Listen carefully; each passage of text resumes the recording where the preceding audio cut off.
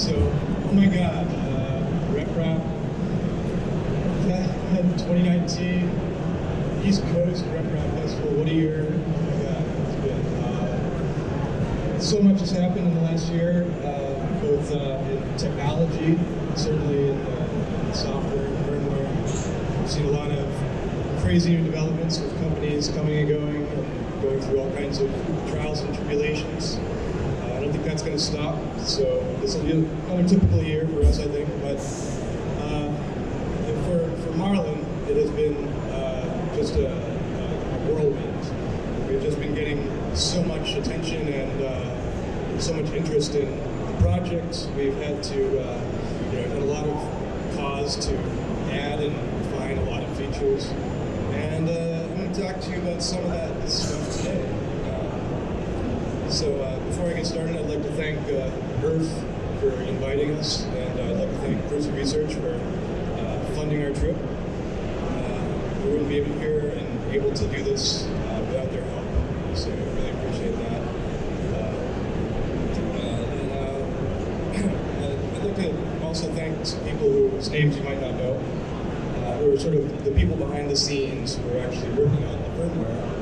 I know we all like to celebrate the reviewers and the people on YouTube that we know and love so well, but these guys who are a lot shyer, who are really in the trenches, deserve a big thanks and I think a lot of appreciation. So I'd like to just throw out a few names for the record, since this might be getting recorded on that. We've got David Menzel through Tiny Machines, and through his own effort has been providing a lot of really great stuff.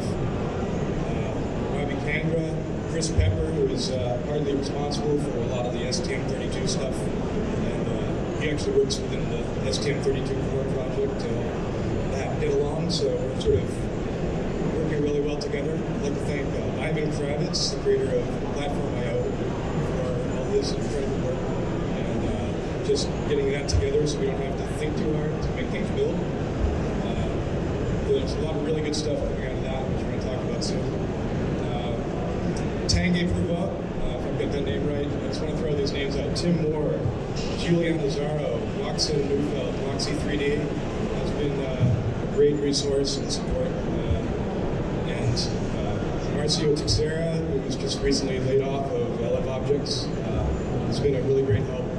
Just got in some really cool new features, so I'll talk about those in a little bit too. So today, I'm actually really excited to announce the release of Marlin 2.0. It's going to be really soon. Really soon. So we got a few things to iron out. But we have these really cool shirts.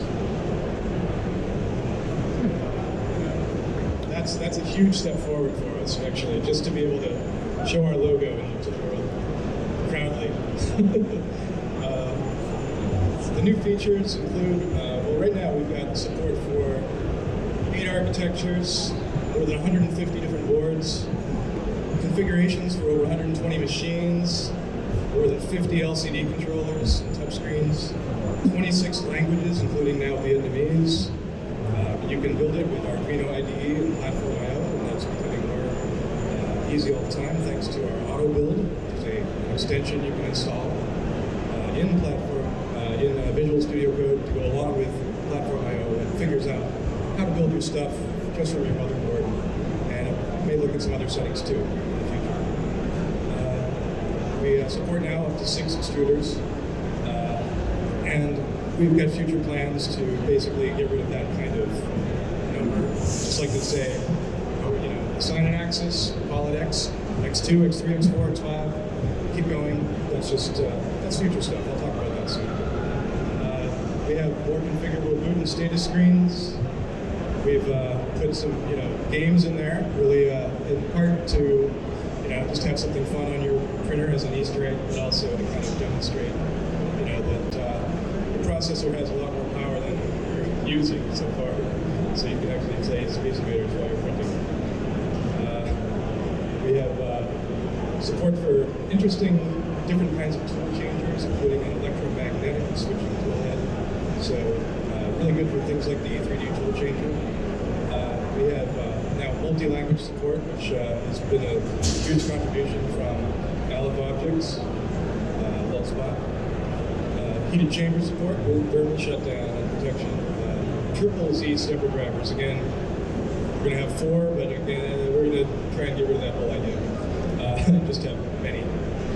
Backlash compensation is now in the firmware, so if you have some kind of situation where your belts are loose or your drivetrain has got some kind of predictable slop, you can compensate for that. We have much improved stepper driver configuration. You simply tell it that your X stepper is a TMC 2130 and your Y stepper is a 2208 and so on, and it just figures out what to do for all your steppers. Junction deviation is now the default. We no longer support or like jerk. So if you were using jerk, stop that. Don't be a jerk. Switch to junction deviation. I'd like to mention again, it's worth mentioning, we have S-curve acceleration, which accelerates your acceleration. So it starts out accelerating slowly, ramps up to a proper acceleration, slows down, and gives you a somewhat less jerky motion. So you might be able to put a glass of beer on your print bed while it's printing, if we tune it. We have support for BL Touch 3, the Touche Moi probe, or Touch Me probe, which is the rack and pinion probe, which, if you know what those are, if you care. Yay! Rack and pinion probe, finally. We have this thing called extra probing, which is just, if you like, you've got a somewhat unreliable probe and you want to do 5 probes and take the best 3, you can do that. Rep wrappers. Service periods. We now track how long you've been using your printer, and you have the option to set up service periods where we'll remind you to clean this and fix that and tighten this every so many prints. We have turbo back menu item, which is a big deal. A lot of people were annoyed because if you hit back, it would be highlighting the menu item you were on before, and some people just wanted to go back to the first screen. So we got that. We've optimized a lot of stuff, including SD card sorting, steppings. All the stepping stuff is just really overhauled. As we're looking to the future, we're working on unlimited extruders and unlimited linear axes, hopefully by the end of the year. We would love to get CAN bus support completed. We started on that. And also running on the Duet boards. We started on that, but we have a little bit more to go. We are looking to expand a bit in our development efforts and make things easier for people who contribute, and also to find information. So we're creating an online database for pinouts, language translations, and configuration options, so that we can basically get that stuff sorted out online and just bring it in an organized way. We are going to be incorporating a configuration tool into Visual Studio Code that works with Visual Studio Code, so that you can just simply go through your configuration step by step and not have to go read those ugly files all the time. We're also going to be splitting up the configurations into more files by category. That's coming up just to kind of make it easier to find the settings you want, ignore the ones you don't care about. And yeah, that's pretty much the essence of our plans for the next year. And as we go forward with that, hopefully we'll make everything better. We're also looking to expand our setup where we're doing development and sort of make that a little more formal, get our database, our debugging tools in order, work out, just our processes and techniques and things, and get those more sorted out and make things better for developers. I'd like to mention we now have a Discord channel and a Facebook group, so those have been really huge, but also kind of a big time sink for me, and sometimes a little annoying since people are really, in the social network world, are not necessarily on the same. Is that what I'm looking for? Well, anyway, we don't have the same priorities as we in the development side. So hopefully the developments we're making now and for the upcoming year will make this firmware a lot easier, simpler to use, For my part, I'm like really wiped out, so I'm ready to call this talk over and just ask if you have any questions, and then I'm going to go back and start working on cleaning up some bugs, and carry on for the next 12 months and see where we are next year. So, yes. We're going to need microphones for questions.